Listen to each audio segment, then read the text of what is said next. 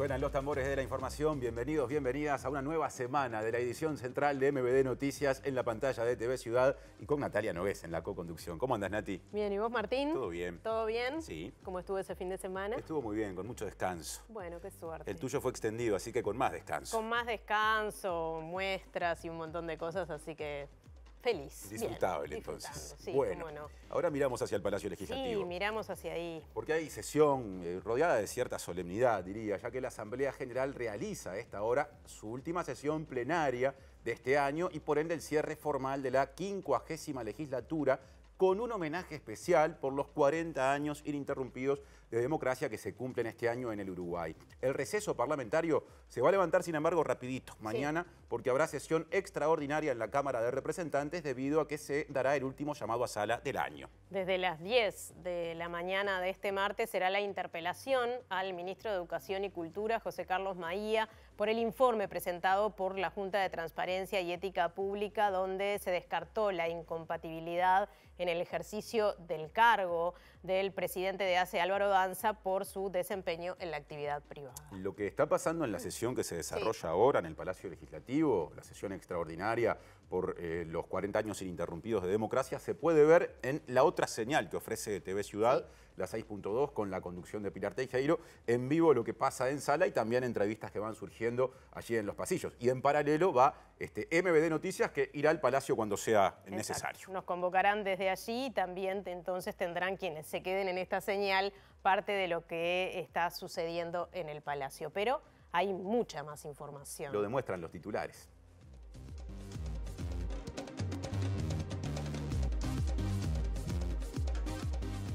El gobierno contrató a la certificadora Bureau Veritas para que haga informes sobre la calidad del trabajo de construcción de los 2 buques encargados a Cardama. Además, los militares enviados al astillero en España pidieron declarar ante un tribunal de honor porque el senador blanco Javier García los acusó de espionaje. El senador colorado Pedro Bordaberry presentó un proyecto de ley de reconciliación, verdad y nunca más, con el que busca cerrar en forma institucional las heridas aún abiertas de la dictadura. El presidente del directorio del Partido Nacional, Álvaro Delgado, dijo que de cara a 2029, las y los nacionalistas no pueden depender de Luis Lacalle Pou, en alusión al liderazgo transversal que tiene actualmente el expresidente. El PIT-CNT está trabajando en el diseño de un plan para llegar a todo el país con información respecto a la propuesta de implementar una sobretasa del impuesto al patrimonio de las personas físicas destinada a obtener recursos para financiar políticas contra la pobreza infantil y adolescente. El prosecretario de la Presidencia de la República, Jorge Díaz, dijo hoy en el programa Desayunos Informales de Canal 12 que la fiscal de corte subrogante, Mónica Ferrero, no es un nombre de consenso para convertirse en titular de la Fiscalía. La economía uruguaya cortó una racha de 8 trimestres consecutivos de crecimiento desestacionalizado al mostrar una contracción de 0,2% en el periodo julio-septiembre, según reportó el Banco Central. Hoy recibiremos al economista Germán de Agosto, que en su columna analizará los datos del Producto Interno Bruto. Este domingo miles de personas protestaron en Brasil ante la ley que reduce la condena del expresidente Jair Bolsonaro, sentenciado a 27 años de prisión por golpismo. En la segunda vuelta de las elecciones presidenciales chilenas, celebrada este domingo, el candidato ultraderechista José Antonio Kast, líder del Partido Republicano, se impuso ampliamente al aspirante oficialista, la comunista Janet Jara, y es el presidente electo.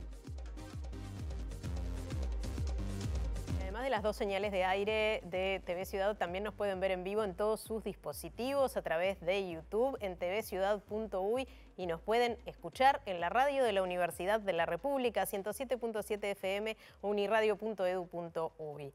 Salimos del estudio, Martín. Porque es el momento de los adelantos desde nuestros móviles. Saludo en primer término a Mariana Abreu con un móvil ambiental y político. ¿Cómo andás, Mari?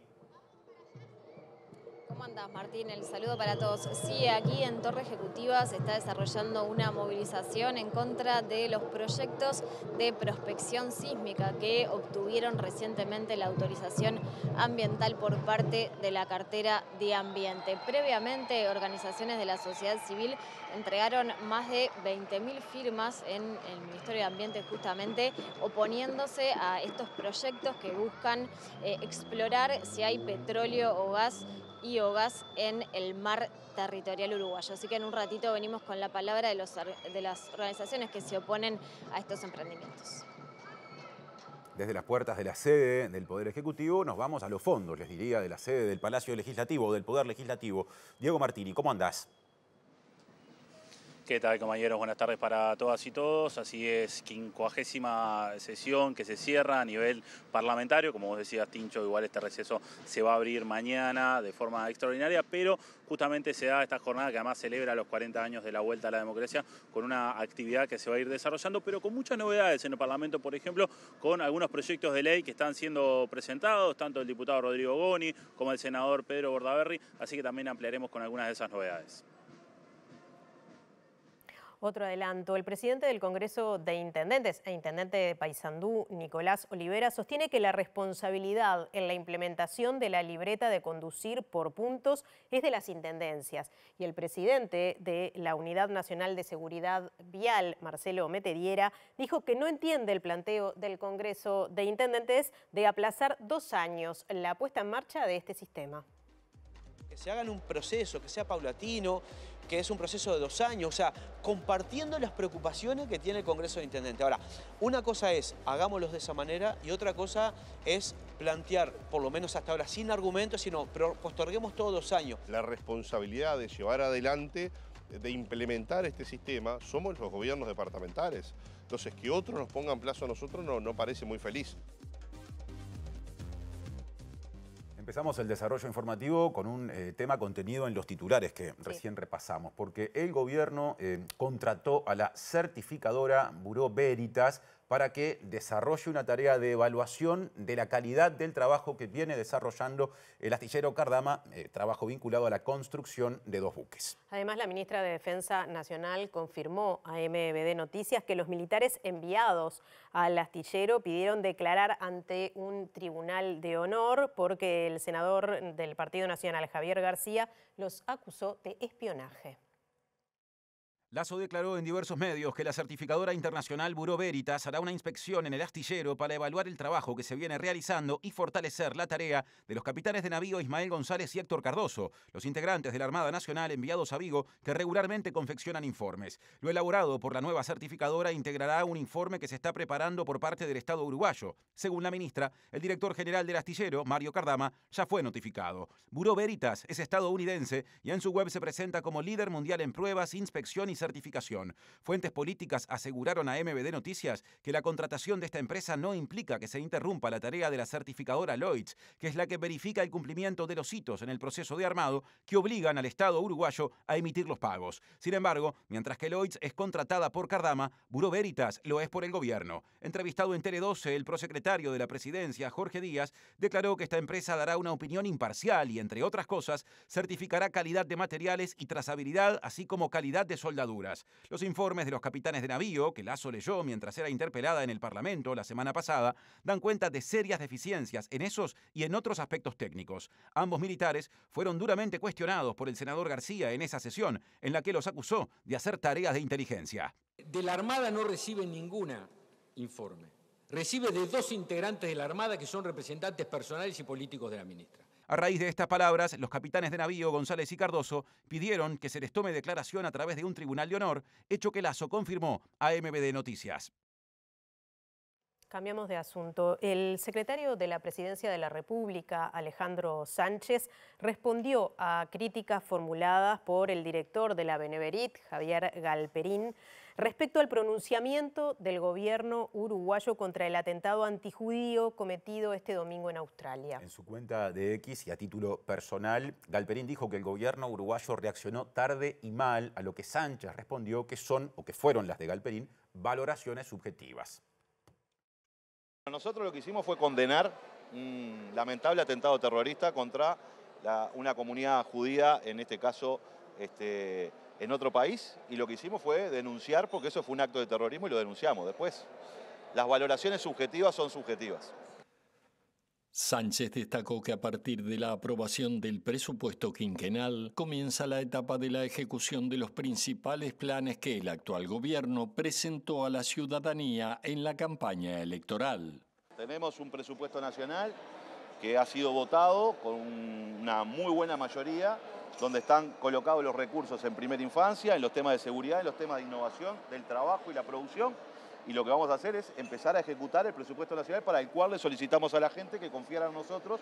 Así que podemos decir que a partir del año próximo comienzan a operar en la realidad un conjunto de políticas públicas que las proyectamos, las discutimos, la gente la aprobó en nuestro programa y ahora están aprobadas por el Parlamento para empezar a ejecutarse. Una de las cosas que ha anunciado el presidente creo que es un tema bien importante, el proyecto Más Barrio, Más Vida, que comenzará en 5 territorios distintos del país, en donde las tasas de homicidio son muy altas y que lo que busca es contribuir a bajar esas tasas de homicidio y a generar mayores niveles de convivencia.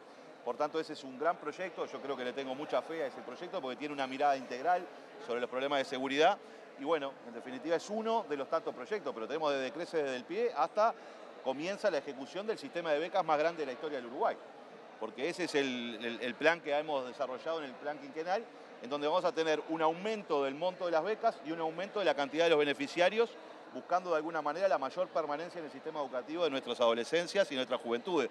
Por tanto, comienzan a aplicarse ese conjunto de propuestas que fueron compromisos de campaña y que el presidente ha estado arriba de ellos durante todo este año en lo que fue el debate presupuestal y que han sido aprobados por suerte. Más voces integrantes del Poder Ejecutivo. Habló en las últimas horas el ministro de Ambiente, Edgardo Ortuño, que destacó que Uruguay es uno de los países con mayor protección ambiental en términos de regulaciones y de normas, y esto lo dijo al ser consultado por el proceso de prospección sísmica que en breve se iniciará en el mar territorial uruguayo. Y a propósito de ese proceso, dijo que no es una novedad porque en nuestro país se realiza este tipo de prospección desde la década del 80 y acotó que en este caso obedece a decisiones de ANCAP en la administración anterior. Lo nuevo es el nivel de exigencias y garantías ambientales que ha resuelto esta administración y es así, es una decisión del actual gobierno y es nuestro compromiso porque se ha limitado y acotado el área de desarrollo de esta actividad que se va a llevar a cabo a una distancia significativa de nuestras costas, entre 150 y 300 kilómetros de distancia de la costa, con una distancia exigida entre buques de 100 kilómetros. En segundo lugar, y nos parece más importante todavía, se duplicaron las medidas de protección de la fauna marina para cuidar ballenas, delfines, lobos marinos, tortugas marinas y otras especies, estableciéndose, discúlpeme, que no se podrá realizar actividad a menos de 1 kilómetro, de 1000 metros de presencia de estos animales, que en caso de encontrarse no se podrá iniciar la actividad y en caso de estarse realizando la actividad y aparecer cualquiera de estos animales, se deberá detener la actividad y dar el tiempo suficiente para su alejamiento. Y finalmente aumentamos los controles significativamente, se exige la presencia de 4 observadores marinos, de especialistas en fauna marina y además habrá presencia de vigilancia del Ministerio de Ambiente. Con Antel Empresas estamos del mismo lado del mostrador. Seguimos en tema, vamos a una movilización justamente por esta decisión o la presentación de estas exigencias por parte del gobierno. Mariana, nos hacías el adelanto, te escuchamos. Sí, como les contaba, aquí enfrente de la Torre Ejecutiva se están manifestando particulares y organizaciones en contra de los proyectos de exploración sísmica que recién dábamos a conocer. Y bueno, estamos con una de las voceras de Mar Libre de Petroleras, una de las organizaciones que está manifestándose en contra de estos proyectos de prospección sísmica. Gracias por recibirnos, Juliana Olihuela de Mar Libre de Petroleras. Bueno, ¿qué expectativas tienen en relación a estas movilizaciones y a la entrega de firmas que también hicieron hoy ante el Ministerio de Ambiente? Sabemos que la única manera de que estos proyectos se detengan es con una gran movilización social.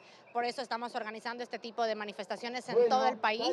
Hoy nos está acompañando toda la gente en la costa atlántica, hay movimiento también en Colonia, en el interior del país. Las entregas de firmas son simbólicas, no hay una cantidad de firmas que juntemos que haga que el ministerio vaya para atrás con estos proyectos. Sí tenemos una medida cautelar que hoy tuvo muy buenas noticias en la justicia, así que tenemos la esperanza de que entre la movilización social, la presión que podemos hacer con las firmas y el trabajo que estamos haciendo con nuestro abogado abogado Pedro Riera en la justicia, de la mano de Socobioma también, esperamos poder detener estos proyectos. Básicamente lo que nosotros le estamos exigiendo a las autoridades es que declaren la nulidad de los contratos que fueron firmados en 2023 con empresas petroleras que tienen un prontuario horrible como Shell o Chevron de violación de derechos humanos en todos otros lugares del mundo. Los contratos son firmados a 30 años y a través de la firma del Acuerdo de Escazú, estos contratos son catalogados categoría C, lo que quiere decir que pueden poner en riesgo el futuro de nuestras próximas generaciones. Así que entendemos que más para este país es una insensatez que aprobemos la exploración sísmica. Nos damos cuenta que el Ministerio de Ambiente se ha dado cuenta de la gravedad de lo que autorizó, porque hoy mismo dio una conferencia de prensa unas horas antes de que nosotras hiciéramos nuestra movilización. El ministro intentó un poco desviar la atención en el momento de la entrega de firmas que no eran para él, sino a la mesa de entrada para abrir un expediente. Así que bueno, estamos intentando que todos los procedimientos se mantengan dentro de lo que tienen que cumplirse.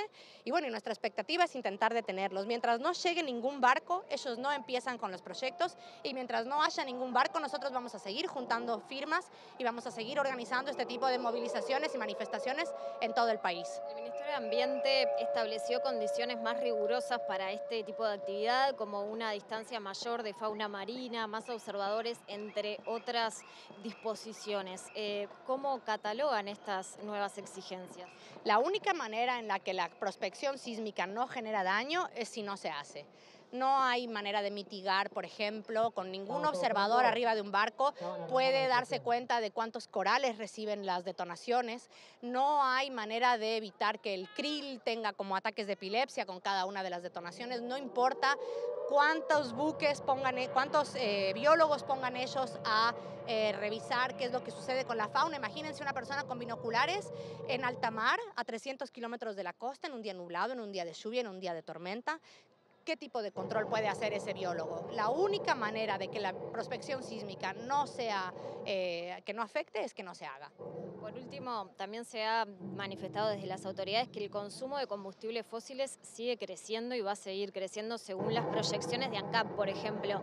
¿Hay alternativas para dejar de consumir este tipo de combustible? Por supuesto que sí. Lo que no hay es como un trabajo contra el lobby petrolero. No sé si vos sos muy jovencita tal vez, pero cuando yo era más joven todo el mundo fumaba, por ejemplo, y se le permitía a las tabacaleras hacer publicidad. Y las tabacaleras sabían que nos estaban enfermando de cáncer. Entonces, nosotros sabemos que los combustibles fósiles están generando el caos climático en el que nos encontramos. Si el clima sigue como hasta ahora, no vamos a ser capaces de garantizar la producción del alimento dentro de muy poco tiempo. Así que no hay forma de que sigamos siendo dependientes del combustible fósil, menos en un país como este que ya ha demostrado que la transición energética es posible y tiene el 80 o 90% de su consumo eléctrico de energías renovables. Así que ANCAP puede decir lo que desee para justificar su existencia y la necesidad de seguir explorando. Nosotras tenemos infinidad de propuestas basadas en la naturaleza. Podemos empezar a organizar proyecciones de documentales donde hay soluciones basadas en la naturaleza que podemos aplicar a nuestra vida cotidiana para dejar de ser dependientes de los combustibles fósiles. Te agradecemos mucho, Juliana. Nos despedimos desde aquí, desde la manifestación enfrente de Torre Ejecutivo. Volvemos con ustedes. Gracias, Mariana y equipo. Vamos a cambiar de asunto. El presidente del directorio del Partido Nacional, Álvaro Delgado, dijo que durante el ciclo electoral de 2029 su colectividad no puede ser Luis dependiente, en alusión al liderazgo del expresidente Luis Lacalle Pou. Y también dijo que el actual gobierno, en una escala del 1 al 10, tiene a su criterio 4 como calificación, debido, según explicó Delgado, a que comenzó buscando excusas y no ha generado épica, entusiasmo ni acción. Uno puede ver en perspectiva que el gobierno se comió al partido, ¿no? ¿Qué pasa habitualmente? Entonces el partido perdió preponderancia y traccionamiento de las decisiones políticas de un gobierno. Así que el desafío es poner de vuelta al partido en la cancha, con comunicación, con cercanía, con descentralización. Delgado dijo que el gobierno de Orsi empezó su gestión buscando excusas.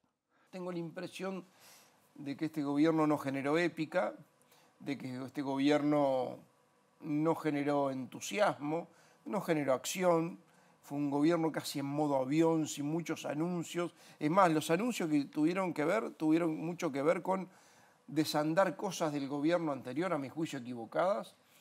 Pero no anuncios nuevos para adelante ni generar la épica. Es más, Si le tuviera que poner una nota a este gobierno, no más de 4 sobre 10.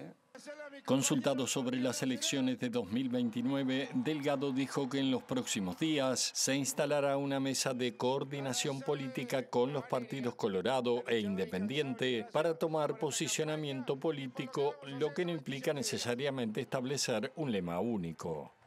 Hoy Luis es un líder transversal a todos los sectores. Yo quiero un partido no Luis dependiente, porque si el partido espera por lo que haga Luis Lacalle Pou, y esto lo hablo mucho con él y coincide, el partido queda en esa inercia que en realidad hay que hacer muchas cosas, ensanchar la base del partido, una actividad partidaria, política, territorial importante. Y también me parece tremendamente injusto con Luis porque le pones toda la mochila a una sola persona. Otras discusiones muy presentes en el panorama político. El prosecretario de la Presidencia de la República, Jorge Díaz, dijo que la actual fiscal de corte subrogante, Mónica Ferrero, a su criterio no es candidata para ejercer la titularidad de ese cargo porque no genera consenso en el sistema político. El presidente de la República, Yamandu Orsi, la semana pasada había elogiado a Ferrero. Si tuviera su nombre sobre una mesa ya la habríamos propuesto. Cambio el orden de la Pero el presidente dijo que es la fiscal de este periodo y que si no le gustara ya lo hubieran sacado. No, sacarlo implica nombrar a alguien. Hubieran hecho algo para eso. Bueno, el tema es que tenemos que tener las mayorías para nombrar. Si fuera la fiscal para este periodo ya la hubiéramos nombrado. Sin embargo, no la nombramos. Parece que al presidente le gusta y a vos no, ¿puede ser? No. El Palcamá que decide es el presidente. El que decide es el presidente de la República, ¿no? El prosecretario lo único que puede dar es su opinión, punto. ¿Tu opinión es negativa? Yo entiendo que hay que buscar un nombre de consenso y la doctora Ferrero hoy no es un nombre de consenso. O sea, el Frente Amplio no la acepta, en realidad los otros partidos la aceptan. Bueno, no es un nombre de consenso. Consultado sobre el caso del astillero español Cardama, encargado de construir las 2 patrullas oceánicas, Díaz dijo que es indudable que hubo un fraude. Lo que es indiscutido es que acá hubo un fraude. ¿Por qué? Porque gracias a esa garantía de una empresa de papel o una garantía trucha, el contrato entró en vigencia. Porque de lo contrario nunca había entrado en vigencia. Ahora fíjese otra cosa que a mí me llama poderosamente la atención. Esperaron 11 meses. 11 meses, cuando el argumento era que las iban a construir en 18 meses, ¿no? O sea, ese argumento se fue al diablo porque les dieron 11 meses de prórroga. Y casualmente, si usted analiza los hechos cómo se van dando, hay un paralelismo casi exacto entre las fechas electorales y la fecha de asunción del gobierno donde se van dando estos hechos. Se acepta la garantía en diciembre, se establece el mecanismo de las cartas de pago, de la carta de crédito revocable en febrero, y aquí que el segundo hito, que es el único hito donde el Estado podía intervenir para parar esas órdenes de pago irrevocable, que es la cuaderna maestra, resulta ser que el contramirante Wilson parece que la aceptó el 25 de febrero, 25 de febrero de este año, nosotros asumíamos el 1 de marzo, pero la garantía llegó el 5 de marzo. La cuaderna maestra llegó el 5 de marzo. Ahora, ¿somos tan eficientes en el Uruguay que aceptamos las cosas antes que nos lleguen? Presenta Mercado Agrícola de Montevideo, en el corazón de un barrio donde late la ciudad. Mercado de Historias. Mercado de Historia.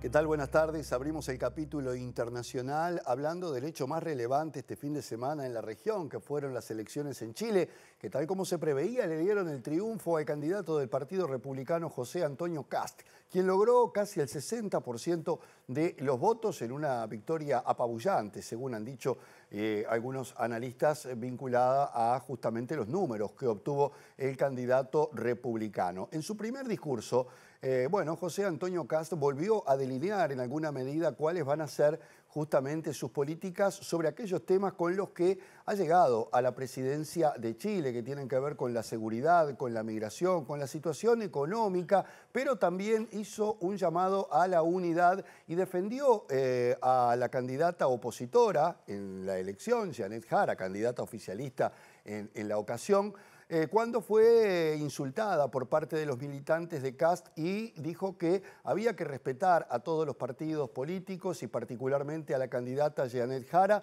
que llevó adelante una campaña muy seria y respetuosa y que había que respetar. En otro orden de cosas, se aguarda una línea dura por parte de este presidente, tal cual lo había anunciado. Habrá que ver hasta dónde llega, porque si bien tiene mayorías en el Congreso, no las tiene todas consigo, no las tiene todas las mayorías, sí en una Cámara, no en la otra, y eso puede llevar también algunas dificultades a la hora de aplicar algunas de esas políticas. De todas maneras, la celebración en Chile estuvo dada justamente desde temprano, cuando comenzaron a conocerse los primeros resultados.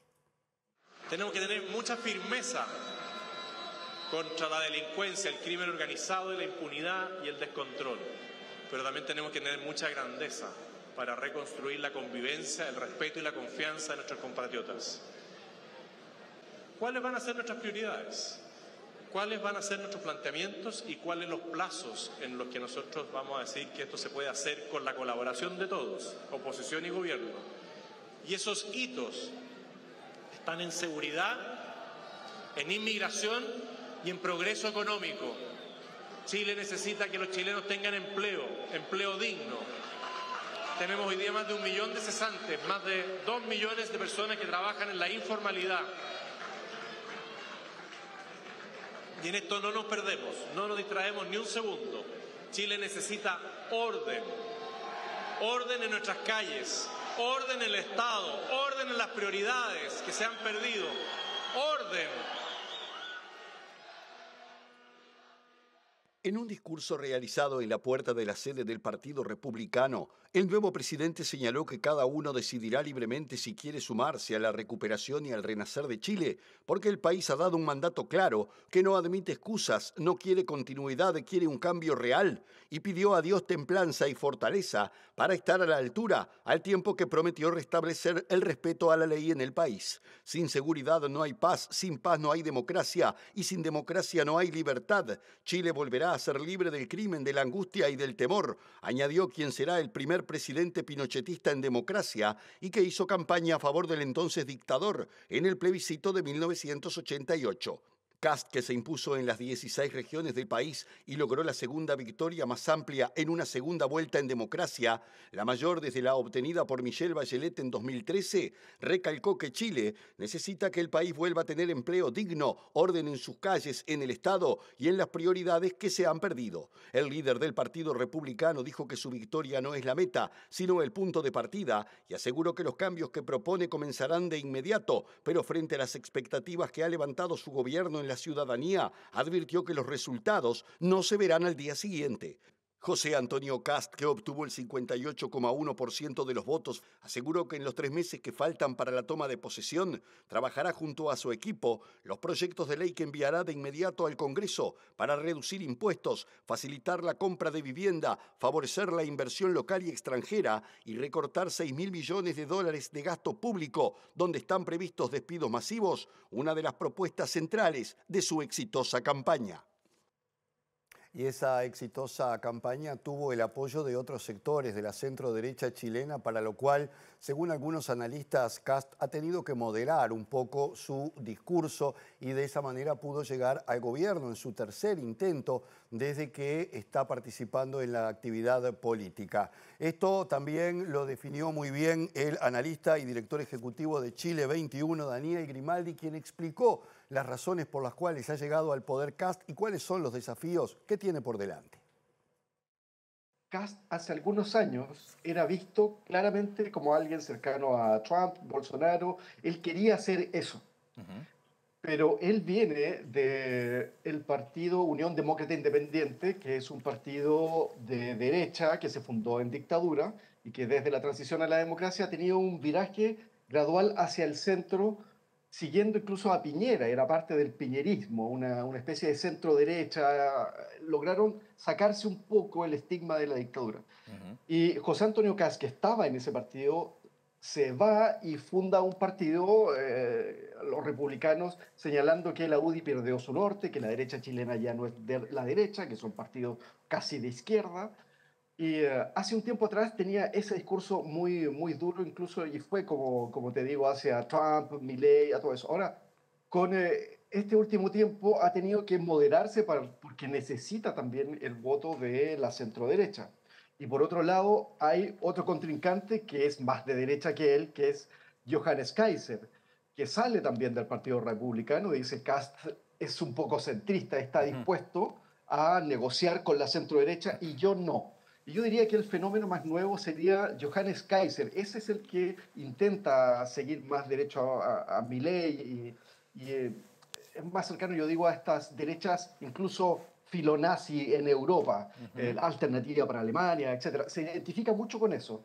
Kast tiene la conciencia que él rearticula nuevamente las bases de la Unión Demócrata Independiente, este partido pinochetista que tuvo que democratizarse, entre comillas, pero manteniendo ciertos valores de la derecha tradicional. Y ahora a mí me queda claro, después de sus últimos discursos, que va a ir hacia una moderación. Entonces, él jugó a ser una derecha radical cuando no tenía a Johannes Kaiser como su contendor y ahora se está moderando gradualmente. Pero también es una gran incógnita acá lo que pueda pasar, porque, oye, en el contexto chileno y mundial son los valores de la derecha los que se ven fortalecidos. Presentó Mercado Agrícola de Montevideo, en el corazón de un barrio donde late la ciudad. Mercado de Historias. Mercado de Historia. Bien, volvemos a nuestro país y les contamos que la justicia condenó a 4 personas más, 3 hombres y una mujer, en la causa que investiga desvío de dinero del Fondo Social de Vivienda de Obreros de la Construcción. Se llegó a un acuerdo en proceso abreviado por reiterados delitos de apropiación indebida en calidad de coautoría y por un delito de asistencia a las actividades precedentes al lavado de activos en calidad de autoría. Según explicó el vocero de la Fiscalía, estas personas prestaron sus cuentas bancarias para recibir el dinero y posteriormente retirarlo en efectivo y entregarlo a otras personas o transferirlo a otras cuentas. Las penas resultantes de estas 4 condenas son de entre 16 y 20 meses de prisión que serán sustituidos por libertad a prueba con la condición de que se fije domicilio y que las personas involucradas se presenten a una seccional policial una vez por semana mientras la sanción esté en cumplimiento. Además, los condenados y la condenada también deberán hacer trabajo comunitario durante 10 meses. Estas condenas se suman a la de la ex funcionaria del fondo, Stella Rey, quien desde noviembre cumple 2 años y 4 meses de prisión por los delitos de asociación para delinquir, apropiación indebida y lavado de activos en calidad de posesión y tenencia. Y ahora les contamos que el senador colorado Pedro Bordaberry presentó un proyecto de ley que plantea un régimen de prisión domiciliaria para las personas mayores de 75 años condenadas por delitos cometidos antes del 1 de marzo de 1985, fecha en la que culminó la última dictadura. El proyecto de ley también establece que se cree, dependiendo de Presidencia de la República, una comisión que se encargue, por un lado, de la búsqueda de personas detenidas que permanecen desaparecidas y por el otro de recabar testimonios, documentos y antecedentes. Según planteó Bordaberry, el proyecto de ley busca cerrar en forma institucional las heridas aún abiertas por lo ocurrido en la dictadura y ratificar un camino, según sus palabras, de unidad nacional, verdad documentada y trato humanitario. En ese camino, el senador colorado marcó 2 objetivos para reconciliar a los uruguayos: lograr el esclarecimiento definitivo del destino de las personas desaparecidas y dar una respuesta humanitaria a los condenados por crímenes de la dictadura mayores a 75 años.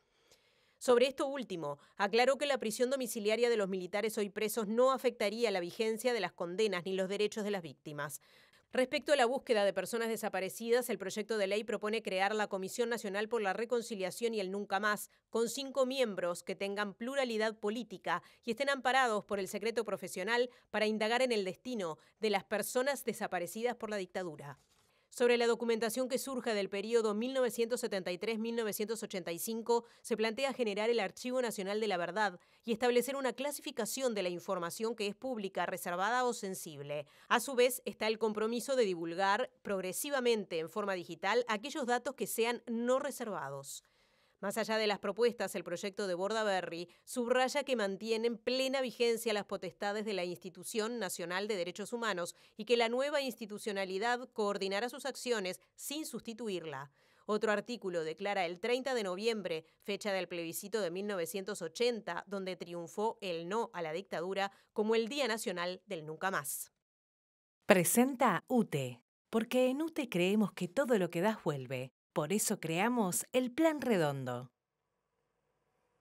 Bueno, seguimos hablando de Parlamento y nos vamos hacia el Palacio Legislativo. Allí está Diego Martini, que sigue, bueno, hay intensa actividad, pero aparte seguimos con este tema, Diego. Sí, así es, compañeros, compañeras, como anunciábamos, está dando este cierre de una forma de celebración de la 50ª gestión acá en el Parlamento, pero además se celebran los 40 años de la vuelta a la democracia y estamos en contacto con el diputado nacionalista Rodrigo Boni, quien además en la próxima legislatura va a ser el presidente de la Cámara de Representantes. Bueno, ¿cómo vive esto, pero cómo vive también lo que vendrá? Bueno, es una linda tradición. Hay muy pocos parlamentos en el mundo que tienen esta tradición tan democrática de hacer que cada año cambie la presidencia, incluso uno del gobierno y otro de la oposición. Cuando contamos a otros parlamentarios del mundo no pueden creerlo. Pero es una tradición que nos ayuda también a la convivencia y bueno, saber que un año le toca al gobierno y otro a la oposición creo que ayuda realmente a ir buscando acuerdos, consensos, que muchas veces los tenemos y otras no, pero tú ves como el día de hoy el respeto, la cercanía que hay entre todos los legisladores es algo muy bueno. Legislatura que como se va a dar el año que viene, porque bueno, este año fue muy intensa, tuvo proyectos, bueno, obviamente la rendición de cuentas, pero ¿cómo piensa que se va a dar? Esperamos traer nuevos temas. Nuestra prioridad es poder abordar centralmente en el 2026 todo lo relacionado con las nuevas tecnologías y la inteligencia artificial. En casi todos los parlamentos del mundo se está abordando centralmente la regulación. No quiere decir que tengamos que aprobar leyes, pero sí abordar un fenómeno que está realmente transformando todas las dimensiones de la sociedad y el Parlamento no puede quedar ajeno. Si el Parlamento no se mete en estos temas, bueno, pasa a ser irrelevante porque no solamente no entiende la realidad, sino tampoco la transforma. Diputado, aprovecho para consultarle por un proyecto que presentó en la jornada de hoy usted que tiene que ver justamente con la prisión domiciliaria para aquellas personas que están privadas de libertad en una cárcel propiamente dicha, mayores de 70 años. Retomamos un proyecto que venía del periodo anterior, que había sido aprobado en el Senado, que trata o procura que las personas mayores, en nuestro proyecto de más de 70 años, y por hechos acaecidos hace más de 30, puedan pedir la prisión domiciliaria, es decir, continuar su pena en su domicilio, pero la diferencia de nuestro proyecto con el que se aprobó en el Senado de la legislatura anterior es que había presentado Cabildo Abierto. Cabildo Abierto, pero había sido posteriormente Partido Nacional. De hecho, toda la coalición republicana lo había aprobado en el Senado. La diferencia es que en aquel proyecto quedaba a consideración del fiscal y del juez. En este caso nosotros decimos deberá preceptivamente para las personas mayores de 70 años y por hechos de más de 30, es el periodo más largo de prescripción que tiene nuestro derecho y casi todos los derechos del mundo, bueno, si lo pide la persona que está presa, preceptivamente el juez, solamente verificando esos dos requisitos, 70 años y hechos de más de 30, deberá sí o sí otorgar la prisión domiciliaria. No importa el delito por el que fueron condenados, le consulto, porque puede haber personas que cometieron violaciones a los derechos humanos, como personas que cometieron delitos graves, como puede ser también violaciones a menores de edad, ya más cercano en el tiempo. Los únicos, te agradezco la pregunta, lo que está excepcionado cuando uno toma el instrumento de la prisión domiciliaria son todos aquellos delitos de carácter sexual, primordialmente porque estarías de alguna forma poniendo en riesgo a la víctima. Cuando tú llevas a la casa a la persona que cometió delitos sexuales, pero estamos pensando que la enorme mayoría de los casos que hoy tienen prisión domiciliaria, por ejemplo el caso de Domingo Arena, que es un caso que el presidente de la República se preocupó, nosotros queremos ocuparnos, porque son hechos de hace muchísimo tiempo y personas mayores. Para estos casos estaría preceptiva la prisión domiciliaria. Sabe que es una de las grandes críticas y cuestionamientos que va a tener este proyecto, ¿no? Aquellas personas violadoras o condenadas por hechos violatorios de derechos humanos, delitos de lesa humanidad. Algunas ni condenadas, algunas formalizadas o procesadas. Es de acuerdo, digamos, a lo que el derecho penal en casi todo lado del mundo acepta, también los tratados internacionales, sobre todo el Tratado de Protección de los Adultos Mayores, y nosotros ofrecemos la solución. Nosotros no tenemos ningún tipo de vinculación con esos hechos, ni siquiera conocemos a las personas que están en esa situación. Ahora bien, también no podemos soslayar que nos termina confirmando este impulso la preocupación del presidente de la República por estas situaciones. Nosotros nos ocupamos de ella con ofrecer una solución legal. Diputado Goni, gracias. Gracias a ustedes. Volvemos a estudios, compañeros, entonces con esta información. Gracias, Diego y resto del equipo. Seguimos hablando de cosas que han ocurrido en las últimas horas en el Parlamento. Allí habló el actual presidente de la Cámara de Representantes, el diputado Frente Amplista Sebastián Valdomir, que dijo que el ministro de Educación y Cultura, en este caso José Carlos Maía, no tiene ninguna injerencia sobre los dictámenes de la Junta de Transparencia y Ética Pública, la JUTEP. Lo dijo durante una conferencia de prensa en la que la bancada del Frente Amplio planteó sus énfasis previos a la interpelación a Maía que se desarrollará mañana martes, motivada por el fallo de la JUTEP que estableció que no había incompatibilidad entre los trabajos particulares y el cargo público que ostenta el presidente de ACE, Álvaro Danza.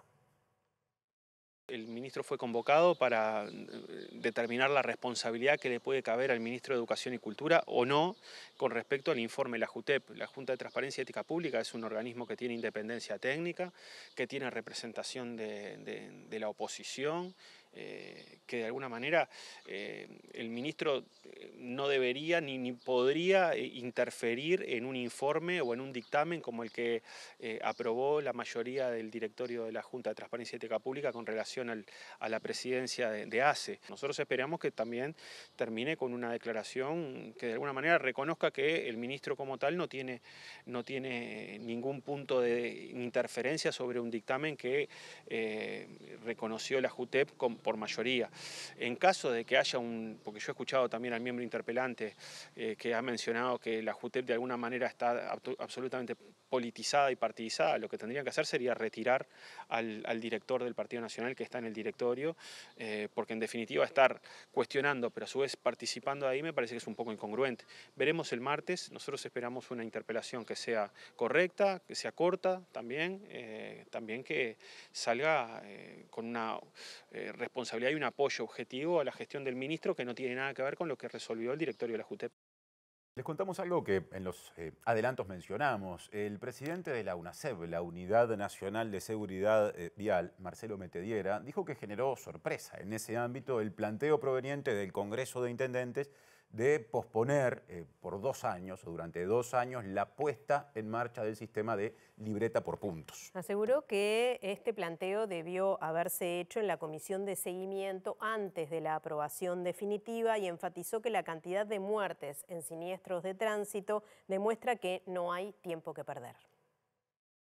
El decreto del Poder Ejecutivo que reglamenta el sistema del permiso nacional de conducir por puntos establece que se implementará en su totalidad en un plazo máximo de 24 meses a partir de la aprobación del presente decreto, lo cual marca como fecha límite el 2 de septiembre de 2027. Sin embargo, el presidente del Congreso de Intendentes, el sanducero Nicolás Olivera, planteó que el inicio sea en 2 años. El borrador que tenía la UNASEV en el periodo pasado, que no lo logró reglamentar en 5 años, planteaba que el permiso arrancaba todo junto. Y nosotros planteamos, esta UNASEV actual, planteó que no, lo que salió en el decreto, que se haga en un proceso, que sea paulatino, que es un proceso de 2 años, o sea, compartiendo las preocupaciones que tiene el Congreso de Intendentes. Ahora, una cosa es, hagámoslos de esa manera, y otra cosa es plantear, por lo menos hasta ahora, sin argumentos, sino posterguemos todos 2 años. Más cuando tenemos la dificultad de tantas personas fallecidas y lesionadas en el tránsito, ¿no? Mueren 434 personas por año. Entonces, creo que eso vale la pena atenderlo desde ahí. Llamó la atención que hubiera una comunicación pública previo a solicitar esta prórroga mismo a la UNASEV. No, a ver, vengo de esa casa, conozco las necesidades y no es problema porque hay buen vínculo. A ver, el Congreso de Intendentes es un espacio de mucho trabajo, de mucho acuerdo, pero también de política. Entonces, nada, son reglas de juego que las entiendo como válidas y también creo que junto con eso tienen que estar los carriles institucionales. Ahora bien, Si hacemos declaraciones públicas, que no estoy diciendo que sea el caso, pero no trabajamos en consecuencia, bueno, ahí sí, capaz que hablamos en otros tonos, ¿no? Pero no es el caso en este momento. El titular de UNACEB informó que el próximo 22 de diciembre se reunirá la Comisión de Seguimiento de la implementación del permiso de conducir por puntos para discutir la postura de los gobiernos departamentales. Y el presidente del Congreso de Intendentes, además intendente de Paysandú, Nicolás Olivera, negó que hayan solicitado una prórroga para aplicar la libreta por puntos, la libreta de conducir por puntos, y destacó que el decreto ya vigente prevé un plazo de 2 años para la implementación. También dijo que no hay ningún diferendo con el Poder Ejecutivo, pero destacó que la aplicación de los cambios depende de las intendencias. No hay tal postergación, lo que hay es un decreto emitido por el propio Poder Ejecutivo a instancia de un acuerdo entre UNACEB y el Congreso de Intendentes, en donde la implementación de la libreta por puntos no es mágica, o sea, no es instantánea, no es un aprieto botón, y las estructuras tanto de cada intendencia, de las 19 intendencias ya operan en función del permiso por puntos. El propio decreto habla de un proceso de implementación que va a llevar no menos de 2 años. Y eso es lo que estamos avanzando. Solo que tenemos que ir adaptándonos en función de qué capacidad tenemos para ir implementándolo. O sea, estamos hablando de gente que queremos modificar sus conductas en el tránsito para salvar vidas. Eso supone que lo hagamos de manera responsable, ordenada y coordinada. O sea, usted no puede ir a un departamento donde le bajen los puntos de una forma y ir a otro donde los puntos le bajen de otra forma. O sea, o los criterios para bajar puntos sean unos u otros. La responsabilidad de llevar adelante, de implementar este sistema, somos los gobiernos departamentales. Entonces, que otros nos pongan plazo a nosotros no parece muy feliz. Tomamos un tiempo que es prudencial, 2 años, para ir viendo cómo vamos trabajando, que de hecho lo estamos haciendo. Y tenemos que migrar de un sistema, incorporar otro, eso también supone integrar nuevos recursos informáticos, nuevos sistemas, también hay un tema de costos, que es lo que tenemos. Todas estas cosas son las que estamos hablando con el Poder Ejecutivo, que hasta ahora yo no he sentido que tengamos un diferendo, o sea, no lo hay de hecho. Y precisamente Olivera, a quien recién vimos y escuchamos, y la vicepresidenta de la República, Carolina Cose, destacaron la firma reciente de un acuerdo que también involucra a la Facultad de Medicina de la Universidad de la República. Según este acuerdo, el Poder Legislativo aportará fondos a la facultad para mejoras edilicias. A su vez, la Casa de Estudios hará aportes al órgano legislativo en hábitos de trabajo saludable y el Congreso de Intendentes llevará un programa de salud mental al interior del país. Facultad de Medicina, Universidad de la República, los 3 grandes pilares de la Universidad de la República, la Facultad de Medicina los ha abrazado y llevado adelante muy bien, la investigación científica, la formación de profesionales y también la extensión, o sea, cuando la Facultad de Medicina, como otras facultades, sale para afuera a intervenir sobre la realidad. De más está decir la importancia de la Facultad de Medicina en la formación de profesionales y de ciencia en salud en un país donde tratamos de hacer de la política de salud una política del Estado. Todos hablamos de la necesidad de especialistas en distintas partes del país, hablamos de una cantidad de cuestiones que hay que mejorar. Además, nuestra relación es natural porque durante el año hemos llevado adelante una política de Parlamento de puertas abiertas a la ciencia, con paneles científicos que después han terminado construyéndose en proyectos de ley, caso de la ferritina, la vitamina B12, o como el caso de la ley reciente, con media sanción recientemente aprobada de análisis obligatorio del frenillo lingual para los niños recién nacidos. Además, el intendente de Paysandú y presidente del Congreso de Intendentes, Nicolás Olivera, celebró un acuerdo con la Facultad de Medicina para aplicar programas de salud mental en el interior. Es el programa ECO, que lidera nada más y nada menos que el doctor Henry Cohen. Yo creo que una eminencia en Uruguay, no solo por su calidad profesional, sino por la persona, por su vocación de servicio. Y lo que busca es, a través del Congreso y del programa ECO, apoyar la formación de personal de la salud médico y no médico que está todos los días enfrentando con lo que tiene que ver con la salud mental en una franja etaria particular, que es lo que le dijimos que desde el Congreso nos importa y de cada gobierno departamental, que es la salud mental de los adolescentes. Así que la idea es, comenzamos ahora, por los próximos 18 meses a implementar un proceso a través del programa ECO con el doctor Henry Cohen y un gran equipo que tiene. ¿Para qué? Para formar recursos ya de la salud ya existentes, en el primer nivel de atención, en médicos y no médicos, para hacer frente a situaciones que hacen a la salud mental de nuestros gurises, ¿no? Presenta Asociación de Funcionarios Portuarios. Hacete socio y accederás a beneficios exclusivos como colonia de vacaciones, préstamos, servicios de la salud, tienda online con precios exclusivos y mucho más. Hace bien pocas horas el Banco Central del Uruguay emitió el informe correspondiente a la actividad económica registrada entre julio y septiembre de este año y por eso adelanta su columna habitual de todas las semanas, Germán de Agosto, para en clave de análisis económico contarnos qué hay que interpretar de esas cifras. ¿Cómo andás, Germán? ¿Todo bien, Tincho? Todo bien.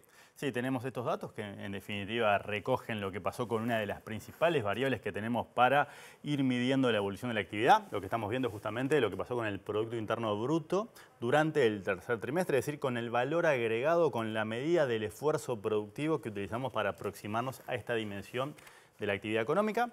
Habíamos dicho que en general tenemos tres formas de interpretarlo, ¿sí? Una forma tiene que ver con analizar desde el punto de vista de la oferta, es decir, vemos de dónde viene esa mayor producción o por qué se explica esa menor producción, es decir, qué sectores son los que están contribuyendo positiva o negativamente. La otra forma de interpretar los datos es a través de la demanda, es decir, hacia dónde va esa producción, va hacia los hogares y a eso le llamamos consumo privado, va hacia las empresas y le llamamos inversión, va al resto del mundo y le llamamos exportaciones. Y una tercera perspectiva que es la que analizamos hace algunas semanas vinculado a la distribución funcional, es decir, analizando el PIB como si fuera una torta. La tercera interpretación habitual que tenemos es decir, bueno, dado los factores que participan en esa producción, cuánto es la porción de esa torta que les corresponde a cada uno, cuánto es el capital, cuánto es el trabajo y cuántos son ingresos mixtos. Con los datos de hoy tenemos las dos primeras interpretaciones. La tercera tenemos que esperar a cerrar el año. ¿Sí? Así que hecha esa aclaración sobre la hoja de ruta que tenemos en este breve espacio, vamos directamente a los datos y analizamos en la primera plaquita que se nos fue. Vamos para atrás de nuevo así la podemos ver. Básicamente es la variación trimestral. Es decir, acá lo que estamos haciendo es, estamos agarrando el Producto Interno Bruto y lo estamos comparando con el trimestre inmediatamente anterior, que en este caso supondría comparar el tercer trimestre con el segundo trimestre, y eso da efectivamente, una vez que tenemos en cuenta la estacionalidad de cada trimestre, una retracción, una caída, una contracción, un retroceso de la actividad equivalente a 0,2%, que si te fijas, profundiza una tendencia que se viene observando en los últimos trimestres. Cada pelotita es un trimestre y venimos como en bajada hasta que en este momento efectivamente cruzamos la línea roja, por lo tanto lo que tenemos es una caída en términos trimestrales, que básicamente es lo que esperábamos dado que desde hace varios años tenemos el indicador de actividad mensual, que es un anticipo del PIB. ¿Por qué un anticipo del PIB? Porque fíjate que ahora que estamos cerrando el año, es decir, de diciembre, conocemos los datos hasta septiembre. Por lo tanto, esto siempre tiene un rezago relevante dada la complejidad que tiene justamente su compilación y por lo tanto conocíamos un poquito esa tendencia y efectivamente apuntaba a una contracción de la actividad en términos trimestrales, ¿sí? Otra forma de analizar es, en lugar de compararnos contra el trimestre previo, como estamos haciendo acá, comparamos contra igual trimestre del año anterior. Interanual, le dicen a eso. Es lo que llamamos interanual. A veces es con meses, otras veces es con trimestres, también puede ser con semestres, ¿sí?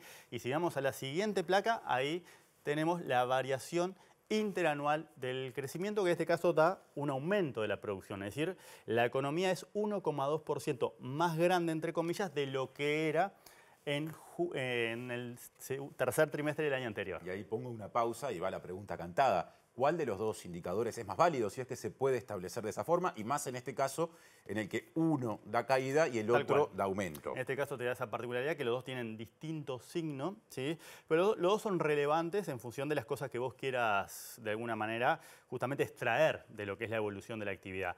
El trimestral te da como la evolución más reciente porque vos estás comparando contra los 3 meses previos. El interanual, en definitiva, estamos comparando, si querés, contra un poco de historia más vieja, porque es lo que pasó entre julio y septiembre del año anterior. Pero los dos son indicadores relevantes, ¿sí? Y los dos marcan, si bien con variaciones distintas, una positiva y una negativa, pero acá también, fíjate cómo va bajando el ritmo de incremento interanual.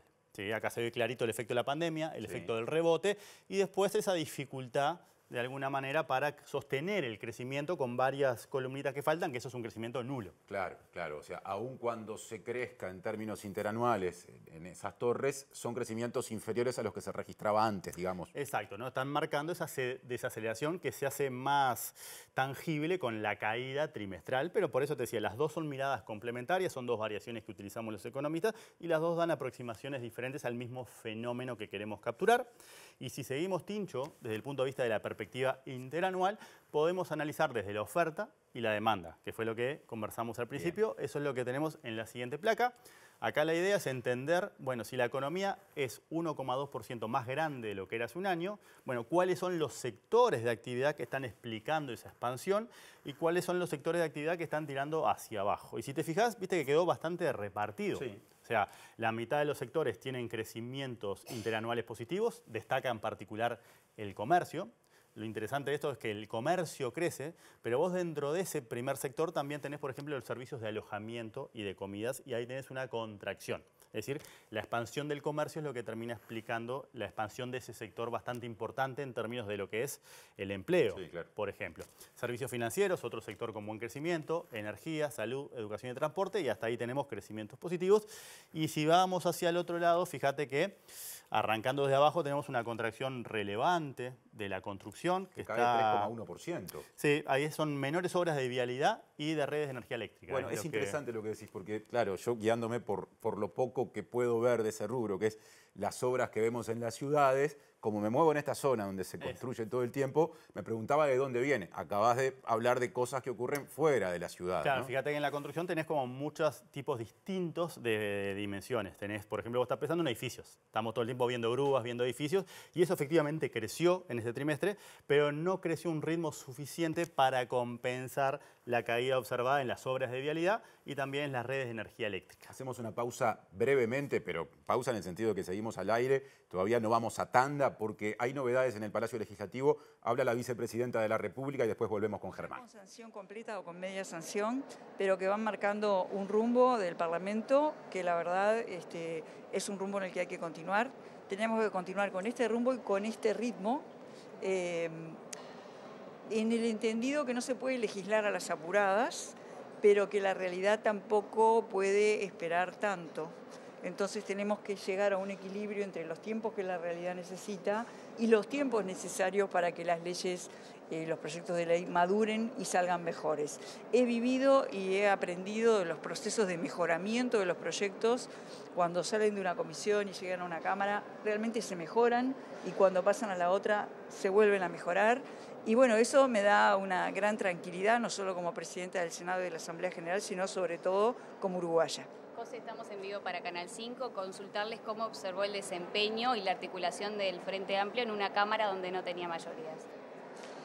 Yo creo que se trabajó muy bien en diputados y en todo el Parlamento. Se trabaja con mucha seriedad en las comisiones, que es donde primero, digamos, se leuda, como quien leuda un pan, ¿verdad? Se leudan los temas. Creo que se trabajó muy bien.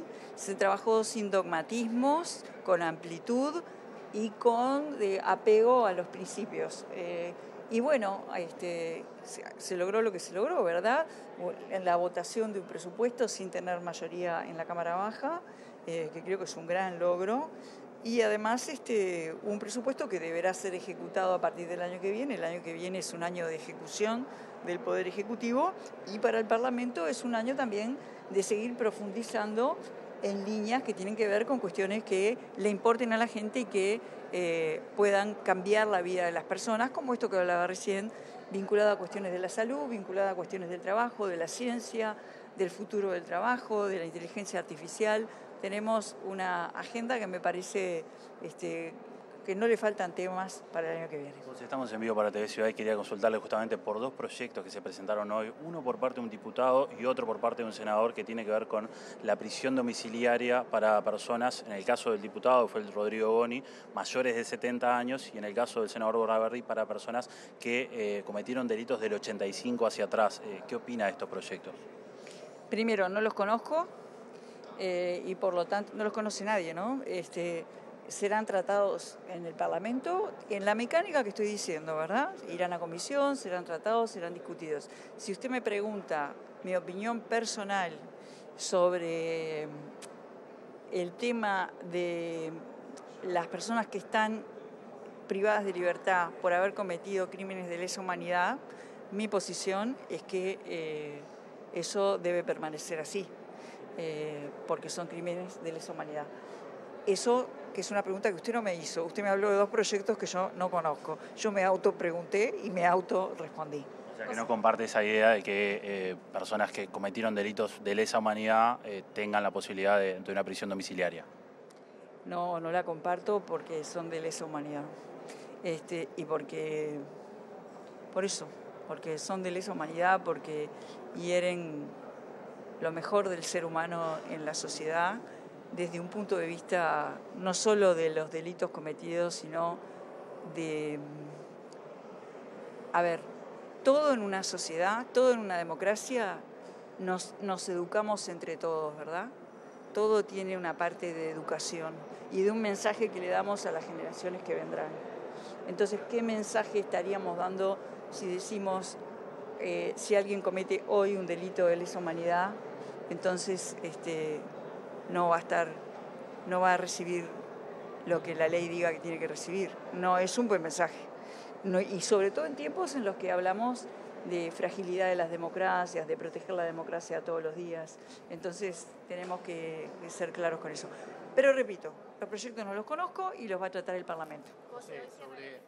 Pero mañana se interpela al ministro de Educación. Nos quedamos por aquí con esta rueda de prensa de la vicepresidenta de la República, Carolina Cose. Les decíamos al comienzo de nuestra emisión que se desarrolló una sesión especial de la Asamblea General que tiene que ver con conmemorar los 40 años ininterrumpidos de democracia, y en ese contexto fue que Cose dio esta rueda de prensa. Ahora volvemos al desarrollo de la columna de análisis económico con Germán de Agosto, a quien le agradecemos por haber puesto la pausa cuando estaba analizando el desempeño de la economía por sectores. Hablamos de cómo la construcción es uno de los que cayó en su actividad, pero hay más para decir. Exacto, que a vos te llama la atención porque de alguna manera no está un poco disociada la imagen que tenemos cuando miramos toda la construcción, pero hay que tener en cuenta que ahí también incluimos carreteras, puentes, obras viales que van mucho más allá de los edificios, ¿sí?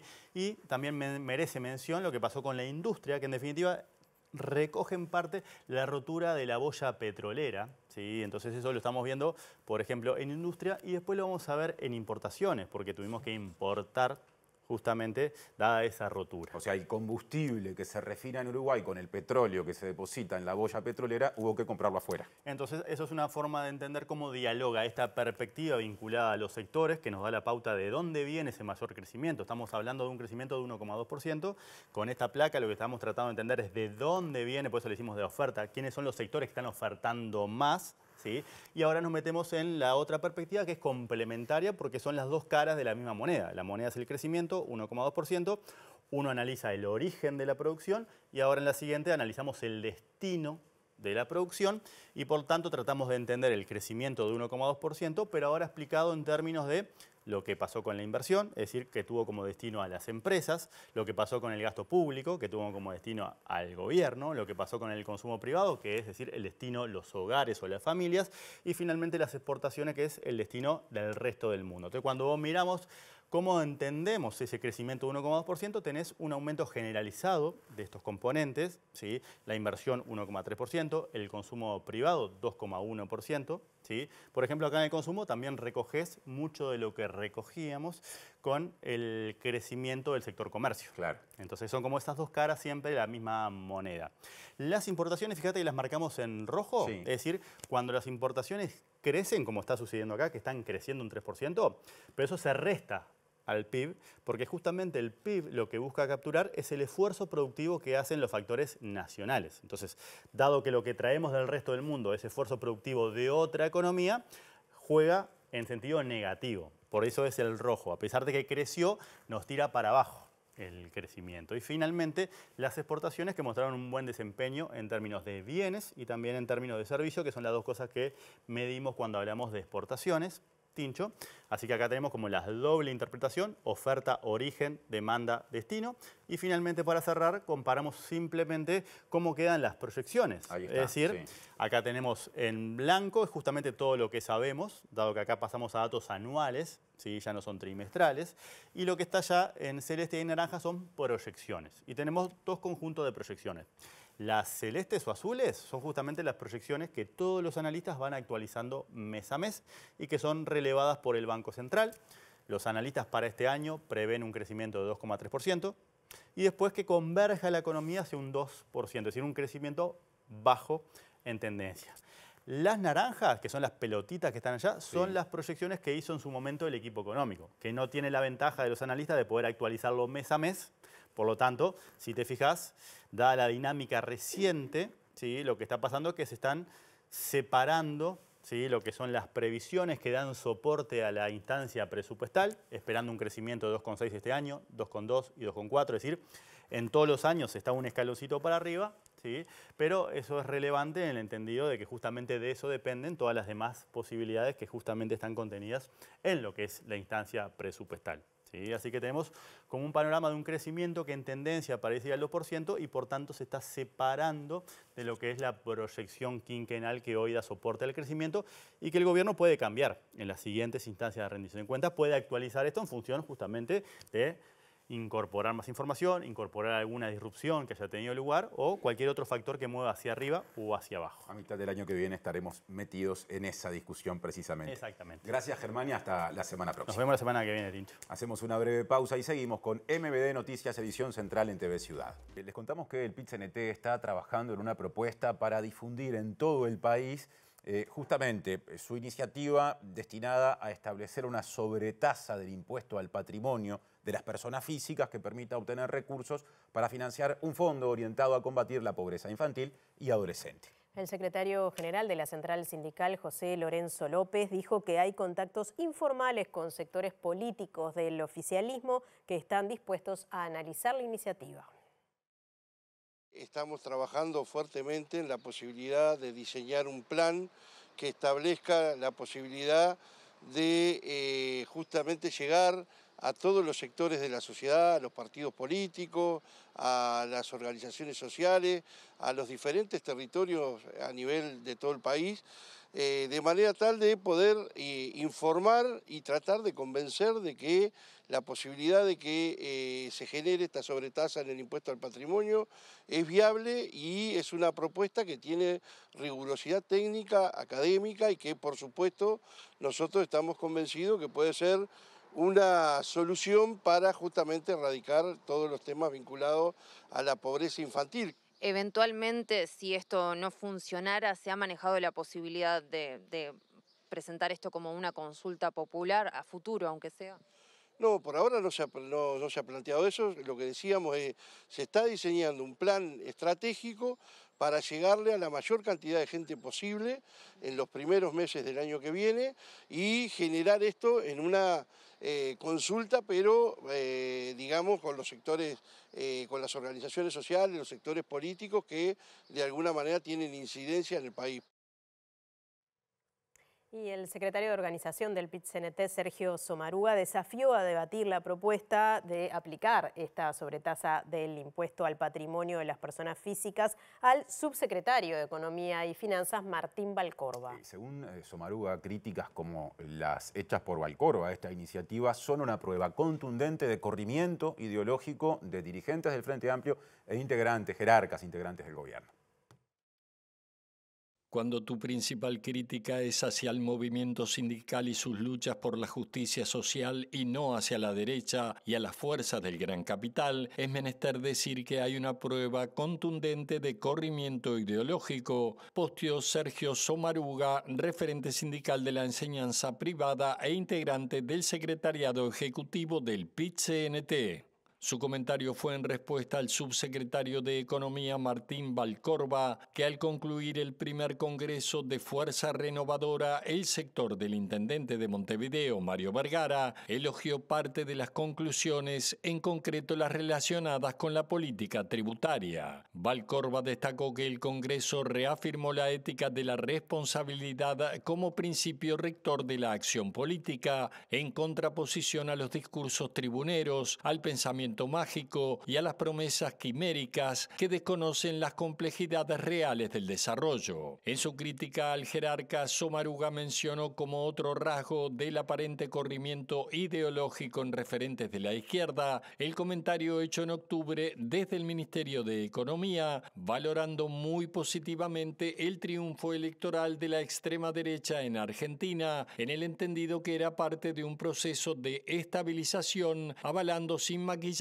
la política económica de Milei. Ahora, sin ningún tipo de argumento racional, se sale a caracterizar la propuesta del impuesto al 1% más rico como una expresión de pensamiento mágico y como parte de una acción tribunera, añadió Sommaruga, que termina su posteo con un desafío para Valcorba. Si el viceministro de Economía quiere, lo invito a debatir públicamente, a defender cada cual sus ideas y su posición de clase, pero con argumentos, no con acusaciones insolentes y vacías de contenido, cerró el dirigente sindical.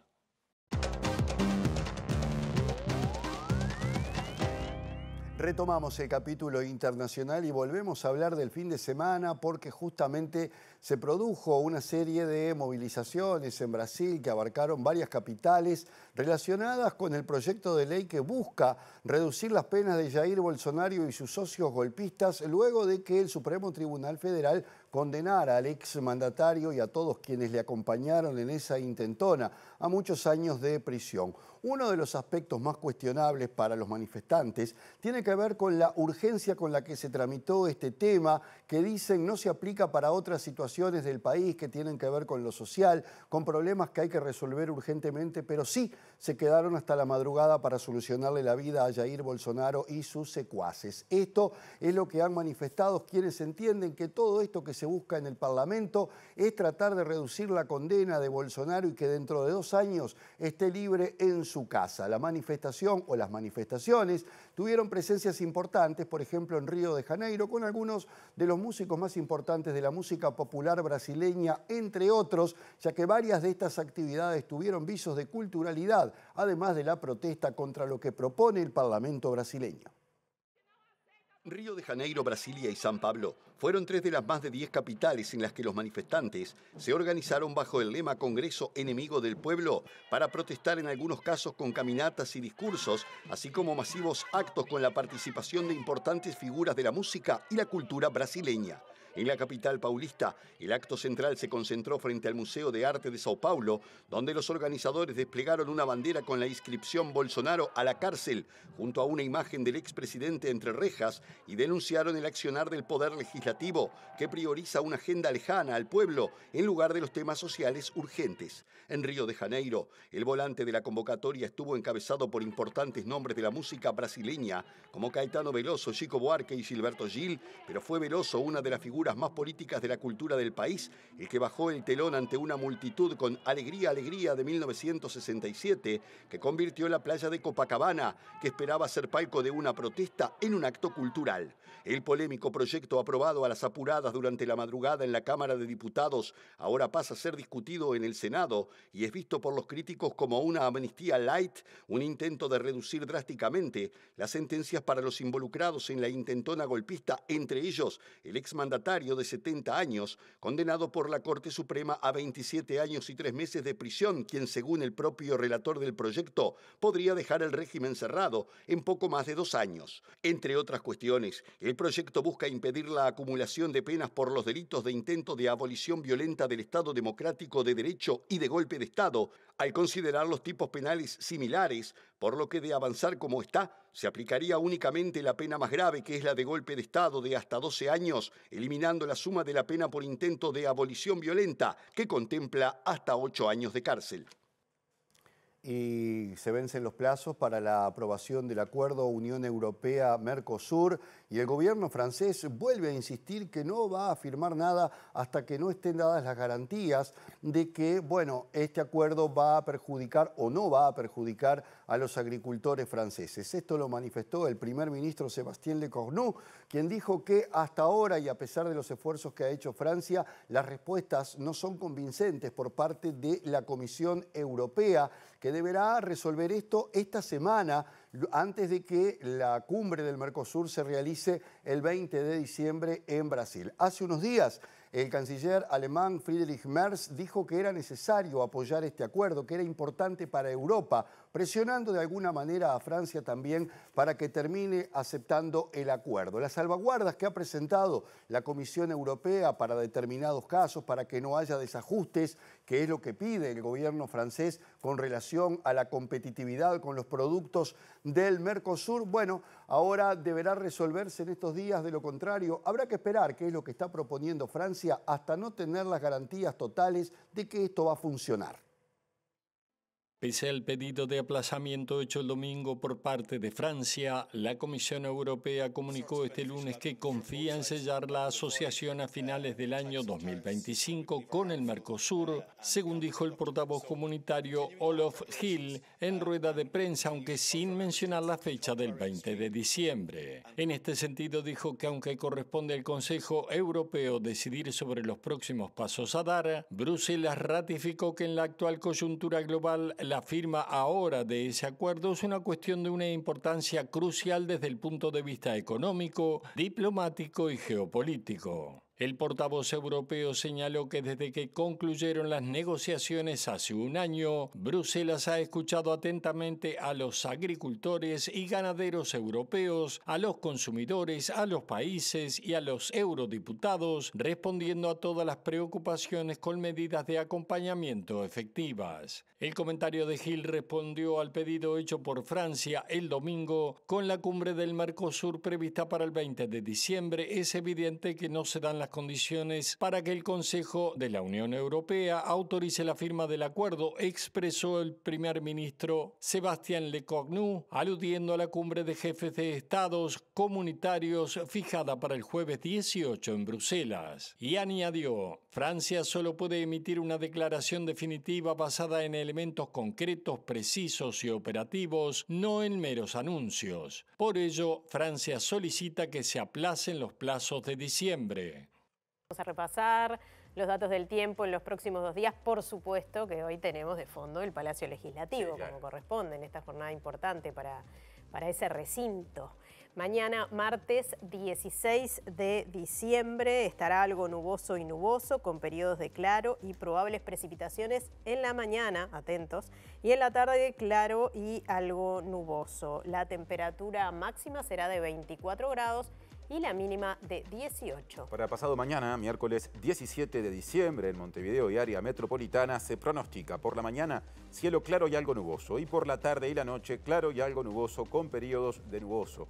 No hay por ahora pronóstico de lluvias para ese día, pero observen cómo cambian las temperaturas.